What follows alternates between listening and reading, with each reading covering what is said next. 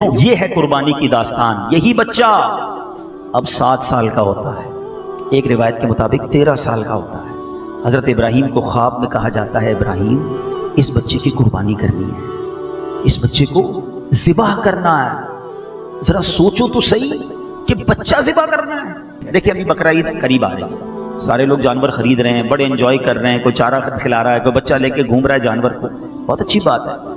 لیکن کبھی ہم نے اپنے بچوں کو بٹھا کر بتایا کہ یہ جانور ہم لیتے کیوں ہیں، اس کے پیچھے کیا داستان ہے؟ ہم سب کو یہ سیکھنا چاہیے۔ Everybody must know the history of حضرت ابراہیم علیہ السلام، حضرت اسماعیل علیہ السلام۔ پتہ تو چلے یہ قربانی کی داستان کیا ہے، یہ کتنا بڑا امتحان تھا جس سے یہ سرخرو ہوئے۔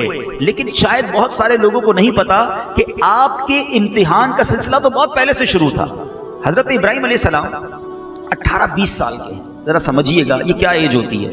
18-20 سال کا نوجوان کتنا ینگ ہوتا ہے، مگر آپ کو نمرود نے آگ میں ڈالنے کا پلان کیا۔ اب وہ آگ کیسی تھی ذرا غور کیجئے، وہ آگ ہے آسمان سے باتیں کرتی ہوئی آگ، کوئی نارمل آگ نہیں ہے۔ پرندہ اس وقت اس آگ کے اوپر سے نہیں گزر سکتا تھا، اتنی بڑی آگ ہے۔ پلان کر لیا گیا، آپ کے پاس فرشتے آتے ہیں، جبریل امین آ رہے ہیں کہ حضور آپ حکم کریں، ہم بادل کے فرشتوں کو کہتے ہیں بارش ہوگی آگ بجھا دیں گے۔ آپ نے فرمایا نہیں، مجھے تمہاری کوئی مدد کی حاجت نہیں، اللہ دیکھ رہا ہے، اگر وہ چاہے گا تو آگ بجھ جائے گی، اور اگر اس کو یہی منظور ہے کہ مجھے آگ میں ڈال دیا جائے، میں ریڈی ہوں اس کے لیے، مجھے منظور ہے۔ اب جب بالکل آگ میں ڈالے جانے کا وقت آ گیا نا، تو جبریل امین آ کر کہتے ہیں کہ حضور چلیں، آپ ہم سے مدد نہیں مانگ رہے، اللہ سے تو مدد مانگ لیں، اللہ سے تو کہہ دیں کہ آگ سے آپ کو بچا لے۔ اللہ اکبر۔ حضرت ابراہیم کے جملے کیا تھے؟ آپ فرماتے میرا رب دیکھ رہا ہے، اگر اس نے بچانا ہوگا تو وہ بچا لے گا، اور اگر میرا جلنا ہی مقصود ہے تو میں اس کے لیے بھی تیار ہوں۔ جے سونا میرے دکھ وچ راضی، جے سونا میرے دکھ وچ راضی، میں سکھ دوں چلے پاواں۔ ارے میرا مالک اگر میرے دکھ میں راضی ہے تو مجھے سکھ نہیں چاہیے۔ اللہ اکبر۔ یہ 18-20 سال کا نوجوان ہے جس کے توکل کا عالم یہ ہے۔ بتاؤ اس آگ نے کیا کیا؟ حضرت ابراہیم کا کون سا بال بیکا ہوا؟ 1-2 منٹ آپ آگ میں نہیں رہے، میں اور آپ چولہے پر چند سیکنڈ ہاتھ نہیں رکھ سکتے۔ حضرت ابراہیم تقریباً 40 دن اس آگ میں رہتے ہیں، اور جب باہر آتے ہیں تو بالکل صحیح سلامت ہوتے ہیں۔ یہ کیا تھا؟ یہ ایمان کی وہ طاقت تھی، یہ توکل کا وہ لیول تھا، یہ اللہ پر وہ بھروسہ تھا۔ اور کیا خوبصورت بات شاعر مشرق لکھتے ہیں، اگر آج بھی ہو ابراہیم سا ایمان پیدا۔ ہاں بس صرف یہی چاہیے، وہ ایمان کی رمق، اللہ پر بھروسہ اگر آج بھی وہ اس لیول کا مل جائے، اگر آج بھی ہو ابراہیم سا ایمان پیدا، آگ کر سکتی ہے انداز گلستان پیدا۔ ارے آج اگر آپ غموں کی آگ میں ہیں، آج پریشانیوں کی آگ سامنے نظر آ رہی ہے، آج آپ مشکلوں میں گرفتار ہیں، حضرت ابراہیم کے اس توکل کو یاد کرو، اپنے رب پر بھروسہ کرو، میرا رب چاہے تو آگ کو گلزار کر سکتا ہے۔ اللہ اکبر۔ یہاں ایک اور لاجیکلی کوسچن پیدا ہوتا ہے، حضرت ابراہیم نے یہ آگ میں چھلانگ کیوں لگا دی؟ ارے آگ سے بچنا ضروری تھا، کوئی کمپرومائز کی طرف چلے جاتے۔ جناب سارے فیصلے لاجک سے نہیں ہوتے، کچھ فیصلے عشق والے ہوتے ہیں۔ شاعر لکھتے ہیں، کیا خوب بات لکھی ہے، عقل والوں کے نصیبوں میں کہاں ذوق جنوں۔ Do not try to manage all the things with your brain، کچھ دل سے فیصلے بھی کیا کرو۔ عقل والوں کے نصیبوں میں کہاں ذوق جنوں، عشق والے ہیں جو ہر چیز لٹا دیتے ہیں۔ ارے عشق والے ہوتے ہیں جو کام کر جاتے ہیں۔ بے خطر کود پڑا آتش نمرود میں عشق، عقل تھی محو تماشائے لبے بام ابھی۔ ارے عقل تو سوچتی رہ گئی، عشق نے اپنا کام کر دیا۔ یہ ہے ہسٹری حضرت ابراہیم کی۔ نوجوانی کے عالم میں اللہ پر بھروسہ ایسا تھا۔ سبق کیا ملا؟ آج ہمارا حال یہ میں سب پہ بھروسہ ہے، رب پہ بھروسہ نہیں ہے۔ ہم کہتے ہیں یار تعلقات ہوں گے نا بڑے آدمی سے پھر مسئلہ حل ہوگا، فلاں منسٹر سے دوستی ہونی چاہیے، فلاں جناب سیاست دان سے دوستی ہونی چاہیے۔ ارے جناب پیسہ ہونا چاہیے تب پرابلمز حل ہوتے ہیں، غربت میں کوئی مسئلہ حل نہیں ہوتا۔ یہ بہت بڑی بھول ہے ہماری۔ ارے اگر پیسے سے ہی غم دور ہوتے ہوتے تو کوئی امیر غمزدہ نہ ہوتا، کوئی امیر پریشان نہ ہوتا۔ اب لوگ کہتے ہیں یار لگژری گھر ہونا چاہیے تب سکون کی نیند آئے گی۔ ارے تم اربوں کا محل بنا لو، بہترین گدے بچھا لو، لو اللہ نے سکون نہیں دینا تو اس اربوں والے بیڈ پر بھی تمہیں سکون نہیں آئے گا، اور جھونپڑی میں رہنے والے کو میرے رب نے سکون دینا ہے، وہ ساری رات میٹھی نیند سوتا رہے گا۔ بھروسہ رب پہ کرو، اسباب پر نہیں، خالق کے اسباب پر کرو۔ یہ حضرت ابراہیم کا یہ واقعہ ہمیں درس دیتا ہے۔ اب حضرت ابراہیم کی زندگی کا ایک اور انوکھا واقعہ، 99 ایئرز کی ایج ہو گئی۔ آپ دعا کریں اللہ سے اللہ اولاد دے دے، 99 سال تک اولاد نہیں ہے۔ ذرا سوچو کون ہے خلیل اللہ، جنہوں نے اپنی لائف اسٹیک پر لگا دی تھی، آگ میں کود گئے تھے، مگر اللہ والوں پر امتحان کیسا، مگر شکوہ نہیں تھا، اے اللہ میں تیرا خلیل پھر بھی اولاد نہیں، مانگی جا رہے ہیں، التجا کر رہے ہیں، امید بھی نہیں چھوڑی اور نہ شکری بھی نہیں ہے۔ یہاں شادی کو 2-3 سال ہو جائیں، کسی کو بچہ نہ ہو تو گھر میں جھگڑا شروع ہو جاتا ہے، ساس بہو کو تانے دے رہی ہوتی ہے، شوہر بیوی کو عجیب نظروں سے دیکھ رہا ہوتا ہے۔ ارے اللہ کے بندو، اب تو سائنس بھی کہتی ہے صرف عورت کا قصور نہیں، بعض اوقات مرد کی وجہ سے اولاد نہیں ہو رہی ہوتی، یہ اللہ کی دین ہے۔ بھروسہ رکھو رب پر، اور اگر اولاد نہیں بھی ہے تو اطمینان رکھو، کیا معلوم تمہارے مقدر میں ایسی اولاد تھی جس نے ماں باپ کو مار کے گھر سے نکال دینا تھا۔ بھروسہ رکھو نا رب پر، رب نہیں دے رہا تو یہی میرے لیے بہتر ہے۔ حضرت ابراہیم کے پاس 99 سال تک اولاد نہیں ہے، اور اب اللہ نے بیٹا دیا۔ اچھا، بیٹے کے لیے دعا کیا کرتے تھے؟ اسمع یا ایل، عربی میں اسمع کہتے ہیں سن لے، ایل عبرانی زبان کا لفظ ہے جس کے معنی ہے پروردگار، اے میرے پروردگار سن لے، مجھے اولاد دے۔ اسمع یا ایل، اسمع یا ایل، جب اللہ نے بیٹا دیا تو آپ نے اس کا نام ہی اسماعیل رکھ دیا۔ حضرت اسماعیل کے نام کے پیچھے جو لاجک علماء نے بیان کی کہ یہ وہ پکار تھی، یہ وہ التجا تھی، یہ وہ منتیں تھیں، یہ وہ اللہ کی بارگاہ میں پکارنا تھا، آپ نے بیٹے کا نام ہی اسماعیل رکھ دیا۔ اب ذرا ٹرائی ٹو انڈرسٹینڈ، اتنی دعاؤں کے بعد جو بیٹا ملا ہوگا اس سے پیار کا لیول کیا ہوگا، اس کی کیئرنگ کا لیول کیا ہوگا۔ کسی کو 10 سال بعد بیٹا ملے، پوچھو ماں باپ اس کے پیر زمین پہ نہیں رہنے دیتے کہ یار بڑی منتوں سے ملا ہے، 99 ایئرز کی ایج میں بیٹا ملا ہے۔ امتحان دیکھو، ابھی دودھ پیتا بیٹا ہے، حکم ہوا کہ اے ابراہیم اپنی بیوی کو اور اپنے بیٹے کو لک و دک صحرا میں ڈیزرٹ میں چھوڑ کر آ جاؤ۔ آپ گئے، تھوڑی سی کھجوریں، تھوڑا سا پانی، اور آپ اپنی زوجہ اور اپنے بیٹے حضرت ہاجرہ، حضرت اسماعیل کو لے کر وہ مکہ جو آج ساری دنیا کے دلوں کی دھڑکن ہے، nobody over there that time، کوئی نہیں تھا، صحرا تھا، پانی بھی نہیں تھا، آپ نے اپنی بیوی اور اپنے بچے کو چھوڑا اور جانے لگے۔ بی بی ہاجرہ کہتی ہے ابراہیم ہمیں کہاں چھوڑ کے جا رہے ہو؟ آپ نے جواب نہیں دیا۔ اے ابراہیم ہمیں بتاؤ تو صحیح کہاں چھوڑ کے جا رہے ہو؟ آپ نے کوئی رپلائی نہیں دیا۔ تیسری بار پوچھا یہ تو بتا دو جو ہمیں چھوڑ کر جا رہے ہو اس پر رب کا حکم ملایا؟ زوجہ بھی کیسی تھی؟ آپ کہتے ہیں ہاں مجھے رب نے فرمایا ہے۔ کہا اگر رب نے فرمایا تو پھر وہ ہمیں ضائع نہیں کرے گا، وہ کارساز ہے، وہی انتظام کرے گا۔ وہ زوجہ بھی کیسی تھی، ان کا توکل کا لیول کیا ہے؟ آج بیوی کہتی تم کدھر سے بھی میرے کام کرو، پیسے لے کر آؤ، چوری کرنی پڑے، یہ نوکری سے تمہارا کچھ نہیں بنے گا، غلط کام بھی کر کے میرے لیے لے کر آؤ۔ پہلے زمانے کی عورتیں اپنے شوہر کے ساتھ اللہ کی رضا کے لیے کیسی توکل والی ہوتی تھیں۔ اس واقعے میں میری بہنوں کے لیے بھی درس ہے کہ کبھی بھی ایسا جس کو کہتے ہیں فورس اور ایسا پریشر ڈیولپ نہ کریں اپنے گھر والوں پر کہ وہ حرام کاموں کی طرف چلے جائیں، مشکل حالات میں ان کا ساتھ دیں، حلال روزی میں ان کی مدد کریں۔ بہرحال اب حضرت ابراہیم اپنے زوجہ کو چھوڑ کر اپنے اس لخت جگر کو چھوڑ کر چلے جاتے ہیں۔ کچھ دیر، 1-2 دن تو وہ کھجوریں اور پانی چل گیا، اس کے بعد وہ کھجوریں بھی ختم، وہ پانی بھی ختم۔ اب اس بچے کو لگی پیاس۔ ماں بچے کو پیاسا کیسے دیکھ سکتی ہے؟ وہ ماں ایک پہاڑ سے دوسرے پہاڑ تک چلنے لگی پانی کی تلاش میں، ایک پہاڑ سے دوسرے پہاڑ، دوسرے سے پہلے پہاڑ۔ صفا اور مروہ کے درمیان جو چلنا ہے بی بی ہاجرہ کا، وہ کس لیے تھا؟ وہ پانی کی تلاش میں تھا۔ میں ایک بڑی خوبصورت بات کہنے جا رہا ہوں، جو مکے مدینے گئے ہیں میری بات کو سمجھیں گے۔ جب ہم صفا مروہ کے درمیان جاتے ہیں حافظ صاحب، ایک جگہ میلین اخضرین آتی ہے، گرین لائٹس، وہاں پر دوڑنا ہوتا ہے۔ کبھی ذہن میں سوال آتا ہوگا یار نارمل چلتے چلتے اچانک دوڑنا، لائٹ ختم ہوئی پھر چلنا، اس کے پیچھے کیا راز ہے؟ سنو، سبحان اللہ۔ مسئلہ یہ تھا کہ بی بی ہاجرہ جب پانی کی تلاش میں چلتی تھی نا تو اپنے بچے کو دور سے دیکھتی بھی جاتی تھی۔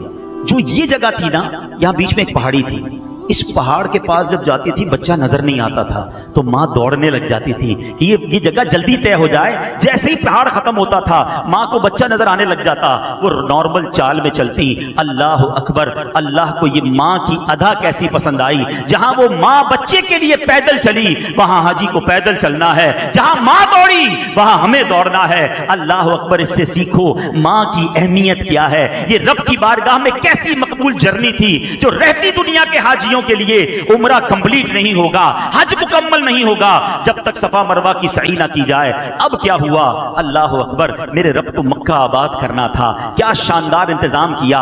जो लोग थोड़ी सी दुनिया की हिस्ट्री को जानते हैं या जियोग्राफी पर जिनकी नजर है या जो मैप को गौर से देखते हैं, मैं आपको बड़ी दिलचस्प बात बताना चाहता हूं। आप अब दुनिया के मैप को खोल के देखिएगा, दुनिया के अंदर आपको वहीं आबादी नजर आएगी जहां पानी होगा।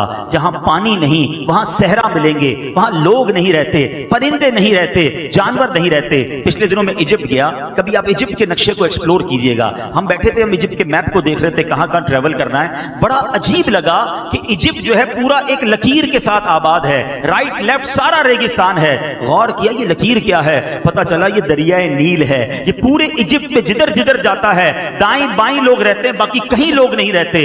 तो पानी असल में जिंदगी है। हजरत इस्माइल प्यासे थे, पैरों की रगड़ से चश्मा जारी हुआ। हजरत हाजरा ने जब वो चश्मा देखा, आपकी जबान से बेसाख्ता निकला, जम जम जम जम कहते हैं अरबी में रुक रुक, आपकी जबान से ये निकलना था। उस चश्मे का नाम ही जमजम पड़ गया, ये जारी हो गया। कुछ अरसे बाद कबीला बनी जरहम के लोग वहां से गुजरे, उन्होंने बीबी हाजरा से इजाजत चाही, ऐ बीबी पानी भी है, क्या हम यहाँ रह सकते हैं? आपने कहा तुम भी रह लो। 2 घर आबाद, 4 घर आबाद, आहिस्ता आहिस्ता मक्का आबाद होने लगा। अब हजरत इस्माइल के साथ हजरत इब्राहिम वापस आए और आपने हजरत इस्माइल के साथ काबे की तामीर का आपको हुक्म मिला। याद रहे ये वो टाइम था जब काबा एग्जिस्ट नहीं करता था, वहां पर काबा नहीं था, क्योंकि इससे पहले हजरत नूह अलैहिस्सलाम का दौर गुजरा था। और हजरत नूह को ये जब तूफान आना था तो जिब्रील अमीन काबे को उठा कर ले गए थे। काबे को चौथे या तीसरे आसमान पर रख दिया गया था ताकि पानी में डूब ना जाए। और जबल अबू कुबैस, ये बिल्कुल मखरम के साथ जो बड़ा पहाड़ है, यहाँ हजर अस्वद छोड़कर जिब्रील अमीन ने रख दिया था। अब हजरत इब्राहिम को हुक्म दिया जाता है काबा की तामीर करो। अब कैसे तामीर करें, वो एग्जैक्ट डायमेंशन क्या है? अब जब काबे पर जाना ना, एक और ईमान वाली बात सुन लो। आज जो काबे शरीफ की डायमेंशन है ना, एग्जैक्टली बिल्कुल इसी डायमेंशन पर ऊपर 7वें आसमान पे बैतुल मामूर मौजूद है, जो फरिश्तों का काबा है। वहां फरिश्ते तवाफ करते हैं और एग्जैक्टली उसके नीचे ये काबा है जहां हम जाके तवाफ करते हैं। अब हजरत इब्राहिम को उसी जगह पर काबे की तामीर करनी थी। गूगल का जमाना तो था नहीं कि लोकेशन भेज दी जाती, डायमेंशन भेज दी जाती, इस जगह पर जाकर इतनी दीवार बनानी है। अल्लाह अकबर, हजरत इब्राहिम को आगाही देने के लिए हदीस में ये वाकया लिखा कि अल्लाह करीम ने एक बादल भेजा कि इब्राहिम इस बादल के साये के नीचे, ना कम ना ज्यादा, जितना इस बादल का साया है काबे की तामीर करो। वो डायमेंशन बता दी गई। हजरत इब्राहिम काबे की तामीर कर रहे हैं, हजरत इस्माइल पत्थर पकड़ा रहे हैं, हजरत इब्राहिम तामीर कर रहे हैं। अब एक क्वेश्चन है जनाब, ये हमारे नादिर भाई के घर की छत पे हम बैठे हैं, छत की तामीर होने के लिए कोई क्रेन भी आई होगी, कोई लिफ्ट भी आई होगी, ऊपर ईंटें कैसे पहुंची, ऊपर तामीर कैसे हुई? काबा तो बहुत ऊंचा है। हजरत इब्राहिम और हजरत इस्माइल ने उसके पत्थर कैसे रखे? अल्लाह अकबर, मेरे रब की शान देखो। जिस पत्थर पर खड़े होकर हजरत इब्राहिम ने काबे की तामीर की, उस पत्थर को क्या कहते हैं? मकाम इब्राहिम। अल्लाह करीम ने उस पत्थर को यह ताकत अता की कि जैसे जैसे काबे की दीवार ऊंची होती जाती, वो पत्थर भी ऊपर होता जाता। वो लिफ्ट का काम करता रहा। हजरत इब्राहिम ऊपर की तामीर करते, वो पत्थर ऊपर हो जाता। जब ये तामीर नीचे करनी होती, वो पत्थर एक्सीवेटर की तरह कभी ऊपर जाता, कभी नीचे जाता। और अल्लाह करीम ने उस पत्थर में हजरत इब्राहिम का एक मौजज़ा कैसा जाहिर किया कि उस पत्थर ने आपके कदमों के निशान को अपने दिल में गोया बसा लिया। आपको पता है कितना टाइम हो गया है? 5000 साल से ज्यादा वक्त हो चुका है। हर हाजी, हर शख्स तवाफ करने वाला नेकेड आई से हजरत इब्राहिम के कदमों के निशान देख सकता है। ये जो बॉक्स है ना इसके ऊपर, इसको तो 200-300 साल हुए हैं। ये इससे पहले खुले आसमान तले पड़ा था। आप सोचिए अगर किसी जगह किसी इमारत को 300-400 साल हो जाएं, बारिश, आंधी, तूफान, वो इमारत का नक्शा खत्म हो जाता है। 5000 ईयर से उस पत्थर पर हजरत इब्राहिम के निशान कदमों के मौजूद हैं। ये कैसी निशानी है इस्लाम की, सुभान अल्लाह। है मेरे पीछे इस्लामी भाइयों, ये है कुर्बानी की दास्तान। यही बच्चा अब 7 साल का होता है, एक रिवायत के मुताबिक 13 साल का होता है। हजरत इब्राहिम को ख्वाब में कहा जाता है, इब्राहिम इस बच्चे की कुर्बानी करनी है, इस बच्चे को ज़िबाह करना है। जरा सोचो तो सही कि बच्चा ज़िबाह करना है। हजरत इब्राहिम जब सुबह उठते हैं, 8 ज़ुल्हिज्जा का दिन है, आपने ये वक्त सोचने में गुजारा कि ये शैतान की तरफ से है या अल्लाह की तरफ से। ये जो सोचो विचार है ना, इसको अरबी में कहते तरविया। 8 ज़ुल्हिज्जा का दिन ही यौमुत तरविया पड़ गया। 9वीं रात फिर ख्वाब आया اے ابراہیم اپنے بچے کو قربان کرو۔ اب آپ کو یقین ہو گیا کہ یہ خواب اللہ کی طرف سے ہے، تو اب آپ نے پہچان لیا کہ یہ اللہ کی طرف سے خواب ہے۔ عربی میں عرفہ کہتے ہیں پہچاننے کو۔ یہ جو 9 ذو الحجہ کو عرفہ کا دن کہا جاتا ہے نا، یہ حضرت ابراہیم کا اس دن کنفرمیشن تھا۔ آپ سمجھ گئے کہ اللہ کا حکم ہے قربان کرنا ہے، اور 10 ذو الحجہ کو آپ نے پلان کر لیا کہ قربان کرنا ہے، اور اس لیے اس کو یوم النحر کہا جاتا ہے۔ ترویہ اس لیے کہا جاتا ہے وہ دن سوچ بچار میں گزرا۔ عرفہ اس لیے کہا جاتا ہے 9 ذو الحجہ کو کنفرم ہو گیا اللہ کی طرف سے پیغام ہے، اور 10 ذو الحجہ کو یوم النحر اس لیے کہا جاتا ہے کہ آپ نے ذبح کی گویا تیاری کر لی۔ اب اپنے بیٹے کو تیار کر کے آپ لے کر جا رہے ہیں۔ شیطان کو کب گوارا ہوگا کہ اتنا بڑا امتحان اور ابراہیم کامیاب ہو جائے؟ اب شیطان گیا بی بی ہاجرہ کے پاس، ماں کے پاس۔ اے بی بی تمہیں معلوم ہے تمہارے شوہر اب تمہارے بیٹے کو کہاں لے جا رہے ہیں؟ کہاں لے جا رہے ہیں؟ کہاں ذبح کرنے لے جا رہے ہیں؟ کہا کیا کوئی باپ بھی اپنے بیٹے کو ذبح کرتا ہے؟ کہاں، ان کو اللہ کی طرف سے حکم ہے۔ سنو بی بی ہاجرہ کا جواب، آپ فرماتی ہیں اگر میرے رب کا حکم ہے تو اچھی بات ہے، میں بھی راضی ہوں، ذبح کروانے کے لیے راضی ہوں۔ شیطان آپ کے بیٹے کے پاس، حضرت اسماعیل کے پاس آیا، اے بیٹے تمہیں پتہ ہے تمہارے والد کدھر لے جا رہے ہیں؟ کہاں لے جا رہے ہیں؟ کہ تمہیں ذبح کرنے لے جا رہے ہیں۔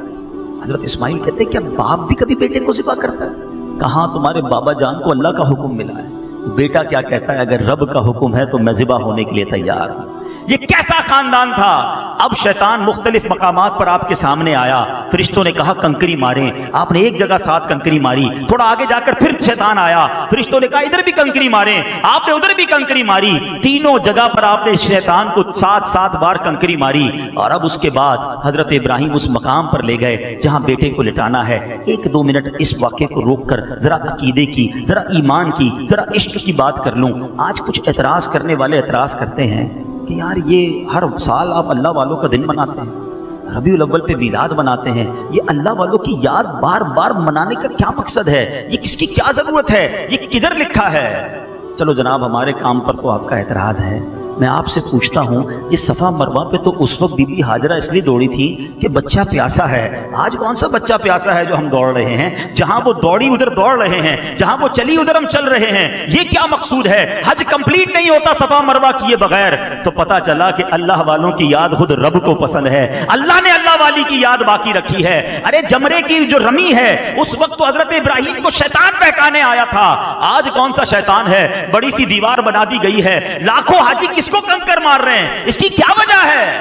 اللہ اکبر، میرے رب کو یہ پسند ہے کہ حضرت ابراہیم کی اس ادا کو ہر سال حاجی ادا کریں۔ اس کا مطلب یہ ہوا اللہ والوں کی یاد ہی حج ہے۔ تو جب حج کرتے ہو، اللہ والوں کی یاد مناتے ہو، تو آج اگر کوئی اللہ والوں کی یاد اپنے گھر میں منا لیتا ہے تو کسی کو کوئی اعتراض نہیں کرنا چاہیے۔ بہرحال پھر آتے ہیں واقعے کی طرف۔ حضرت اسماعیل کو جب لے کر گئے، کیا بیٹا ہے، کیا تربیت ہے، وہ کہتے ہیں بابا جان آپ مجھے ذبح کر رہے ہیں نا، ایک کام کیجئے گا ذرا چھری کو زیادہ تیز کر لیجئے تاکہ مجھے کم تکلیف ہو۔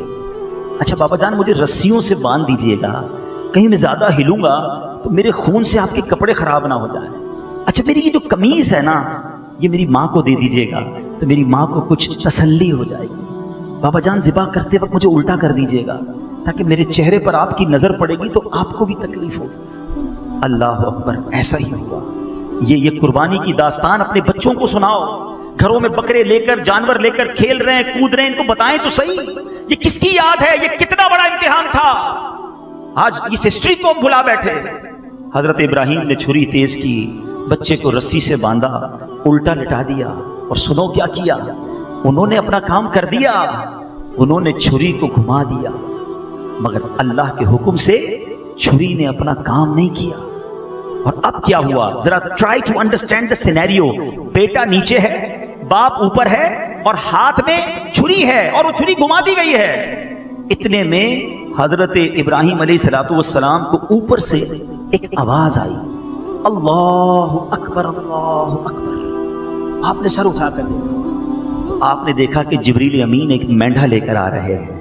اللہ کریم نے جنتی مینڈھا بھیجا اور یہاں پر جن کو تھوڑی سی ہسٹری اسلام کی معلوم ہے، جنہوں نے حضرت آدم کا واقعہ سنا ہوگا، قابیل اور حابیل کے انسیڈنٹ میں جو حابیل نے قربانی کے لیے مینڈا پیش کیا تھا، علماء کہتے ہیں یہ وہی مینڈا تھا جو جنت میں تھا، اللہ نے حضرت اسماعیل کے فدیے کے طور پر اس کو بھیجا۔ اچھا جب حضرت ابراہیم نے وہ سنا نا، اللہ اکبر اللہ اکبر، حضرت ابراہیم اب اپنے بیٹے کے گویا اوپر سوار ہیں، آپ نے کیا کہا؟ لا الہ الا اللہ واللہ اکبر۔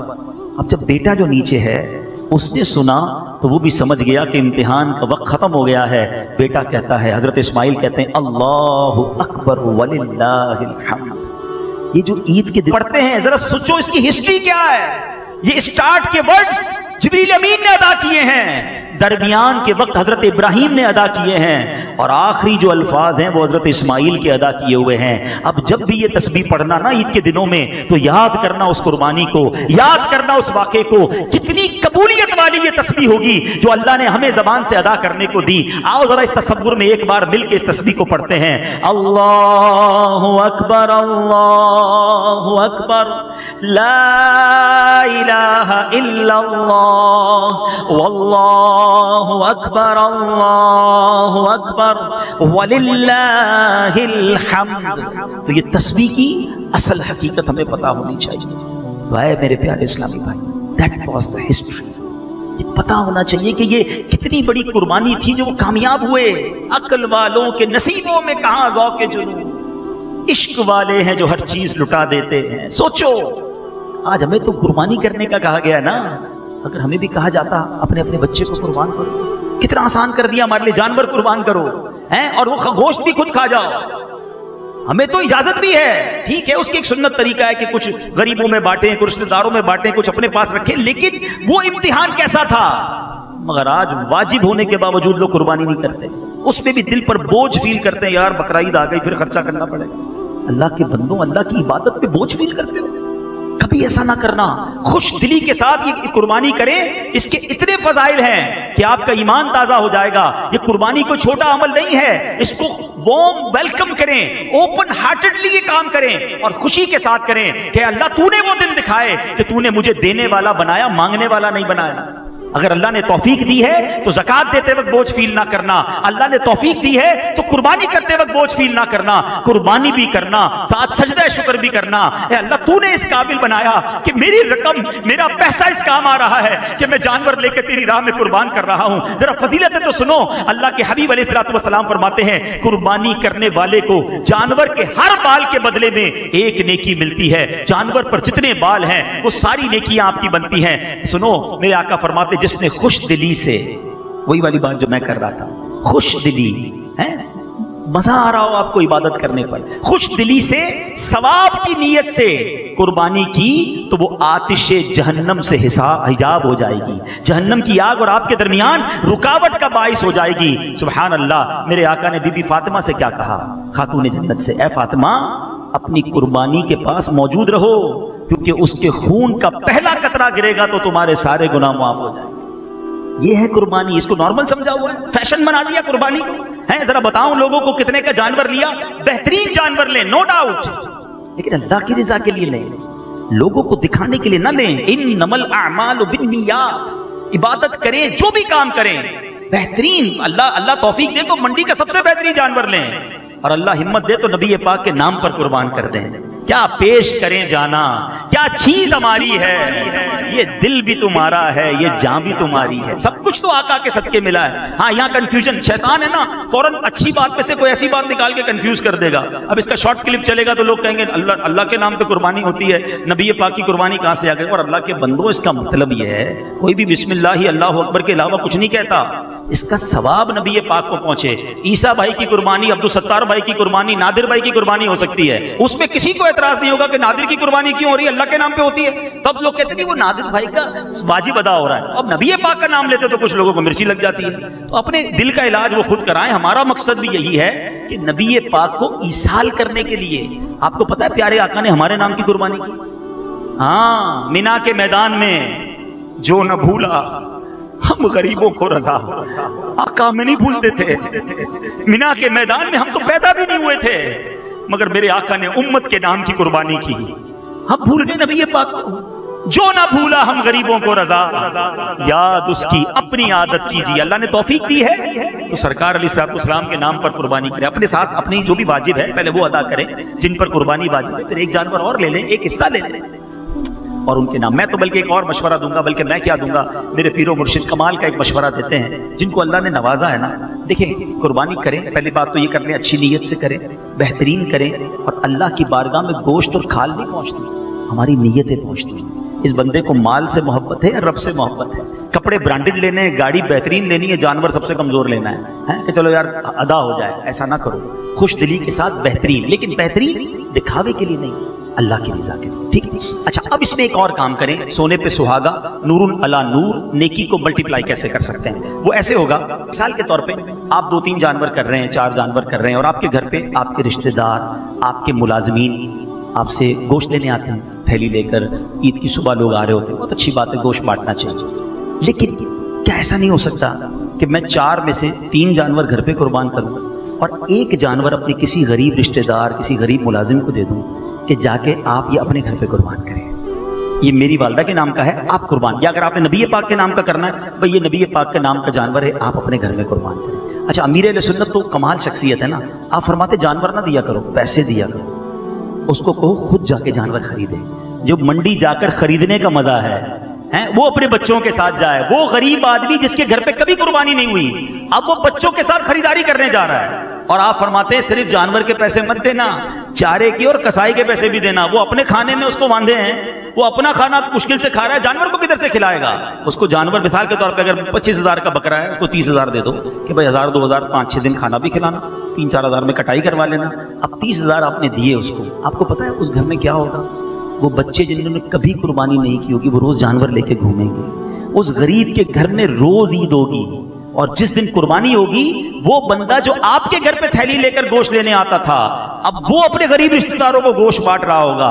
آپ نے جو اس کی عید کروائی ہے نا، کیا پتا اس کی ایک دعا سے آپ کے کتنے غم دور ہو جائیں گے۔ ہمارے گھر تو سارا سال گوشت پکتا ہے، ارے ایسے کئی لوگ ہیں جو مہینوں انتظار کرتے ہیں کہ ان کے گھر پہ گوشت پکے۔ یہ وقت ہوتا ہے نیکیاں کمانے کا، یہ وقت ہوتا ہے خوشیاں دینے کا۔ میں اچھی طرح جانتا ہوں، لاسٹ ٹائم اسی طرح ایک اسلامی بھائی نے کیا، گوشت نے 2-3 جانور اپنے رشتہ داروں کو یا ملازمین کو دیے، تو اس کے ایک ملازم نے آ کے اس کو کہا کہ آپ کو پتہ ہے ہمارے بچے ساری رات سوتے نہیں تھے، وہ بکرے کے ساتھ دیکھتے رہتے تھے کہ ہمارے گھر بھی بکرا آ گیا، اور جس دن عید ہوئی ہمارے سارا گھر رو رہا تھا کہ اللہ کریم نے ہمیں ایسا موقع دیا کہ ہمارے گھر قربانی ہوئی ہے۔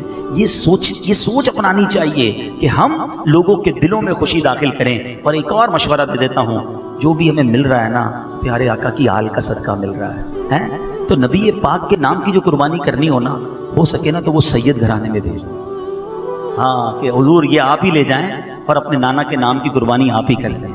آئے ہائے، جب نبی پاک ملاحظہ فرمائیں گے نا گنبد خضرا کے مکین کہ میرے نام کی قربانی میری آل کے گھر میں ہو رہی ہے، تو پھر وہ عطا ہوگا تمہارا تو تم سے نہ مانگوں تو پھر کس سے مانگوں، تمہارا تو سارا گھرانہ سخی ہے، آقا کے گھرانے کی خیرات ملے گی۔ تو بہرحال this is the right time to get more good deeds, بہترین موقع ہے زیادہ نیکیاں کمانے کا اچھی نیتوں کے ساتھ۔ تو آج جو بیان کرنے کا مقصد تھا، اللہ پر بھروسہ، سب سے پہلے ریوائز کر لیتے ہیں، درود پاک کثرت سے پڑھنا، پھر اللہ پر بھروسے کا ہمیں حضرت ابراہیم کی ذات سے درس ملتا ہے۔ کبھی زندگی میں قربانی کا موقع آئے نا، وقت قربان کرنا پڑے، مال قربان کرنا پڑے، اللہ کی راہ میں کچھ ٹائم دینا پڑے، تو ہمت کیا کرو۔ انہوں نے تو کیا کیا قربان کیا، اور آج لوگوں کے پاس کچھ دینے کے لیے نہیں، نماز بھی نہیں پڑھتے، رمضان میں پڑھ سکتے ہیں تو پورا سال پڑھ سکتے ہیں۔ یہ مبارک دن اور مبارک راتیں آ گئی، لیٹس کنیکٹ اگین ٹورڈز مسجد، آؤ پھر مسجد سے جوائن ہو جاتے ہیں اور نیت کریں کہ آج کے بعد ہماری کوئی نماز قضا نہیں ہوگی۔ ایسا نہیں، ایسا نعرہ لگائیں کہ شیطان بھی ادھر سے بھاگ جائے، آج کے بعد ہماری کوئی نماز قضا نہیں ہوگی، انشاءاللہ اللہ کی رضا کے لیے عبادتیں کیا کریں گے۔